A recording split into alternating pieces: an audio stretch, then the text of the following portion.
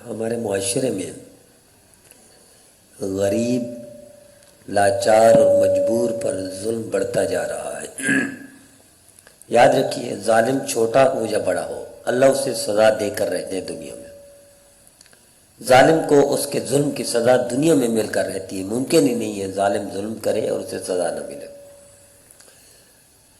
عام طور پر ہم دیکھتے ہیں کہ مسجدوں میں بھی ظلم کرتے ہیں، ہم دھکے دے دیتے ہیں فقیر کو، زور سے چیختے ہیں باہر نکل جاؤ، دفع ہو جاؤ، یہ بھی ظلم ہے۔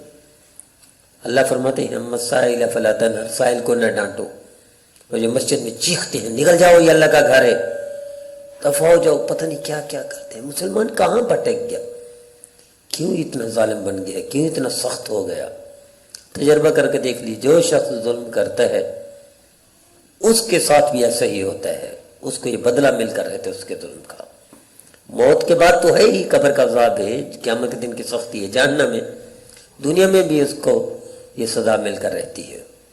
لہذا آئیے اس مسئلے کو اجاگر کریں، اس چیز کو کہ میاں آپ غریب پر ظلم کریں گے، لاچار مجبور کر، یا اپنے ملازم پر، ماتحت پر، متعلقین پر ظلم کریں گے تو آپ سے بھی لیا جائے گا بدلہ۔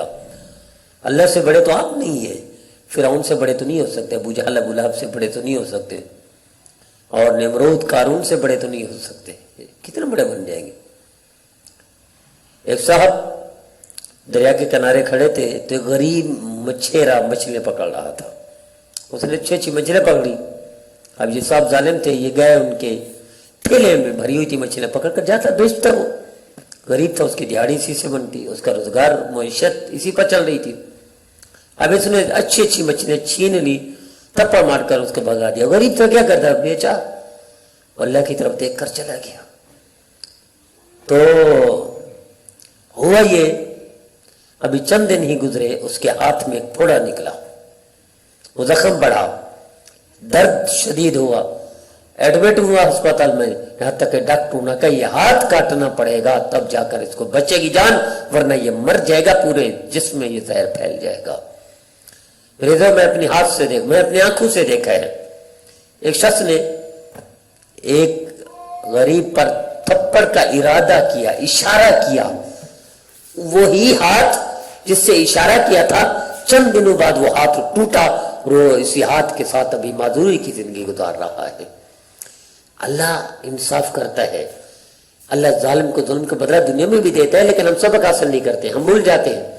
وہ بڑھیا کا واقعہ نہیں پڑھا آپ نے کہ بادشاہ اپنے چاروں طرف محل کے کوئی گھر نہیں رہنے دیتا تھا، اپنے باغات، اپنی نہریں، لیکن ایک بڑھیا کی جھونپڑی تھی، تو کسی وزیر نے مشورہ دیا اٹھا کے اس کو پٹخ مارو بڑھیا کی، یہ بادشاہ کے محل کے پاس، یہ تو آئے ہوئے۔ تو اس کی فوج گئی، اٹھا کے پٹخ مارا، جیسے آج کل بھی کرتے ہیں، غریبوں کے گھر اجاڑ دیتے ہیں، برباد کر دیتے ہیں، اور قبضہ کر لیتے ہیں، اپنے محل بنا لیتے ہیں، اور اپنی کالونیاں بنا لیتے ہیں، اور اپنی سوسائٹیاں کھڑی کر دیتے ہیں۔ تو جب وہ غریب بڑھیا بیچاری شام کو واپس ہی دیکھا تو اس کا نام و نشان نہیں گھر کا، تو اس نے وہی کھڑے ہو کر فریاد کیا، اللہ میں تو کہیں گئی ہوئی تھی، میں تو نہیں تھی، تو کہاں گیا ہوا تھا، میں تو حفاظت نہ کر سکی میرے گھر کی، آپ نے حفاظت کیوں نہ کی؟ اللہ نے پھر ایسا مسلط کیا عذاب، وہ بادشاہ، اس کی وہ آرمی پوری کو اللہ نے دھسا دیا، زمین میں عبرتناک نشان بنا دیا۔ میرے عزیزو تجربہ کر کے دیکھ لیں، ظلم چھوٹا ہو، تنگ کرنا ہو، کسی کو تکلیف دینا ہو، تانا دینا ہو، یا بڑے درجے کا ہو، تھپڑ مارنا ہو، گن پوائنٹ پر لوٹنا ہو، یا کچھ بھی کرنا ہو، اللہ اسے سزا دنیا میں بھی دے کر رہتے ہیں، آخرت کی سزا تو متعین ہے اور مقرر ہے۔ تو آئیے ہم اس کو اجاگر کریں کہ میاں ہمارا مسلم معاشرہ ہے، مسلمان سے تو ظلم توقع رکھنا ہی ممکن ہی نہیں ہے۔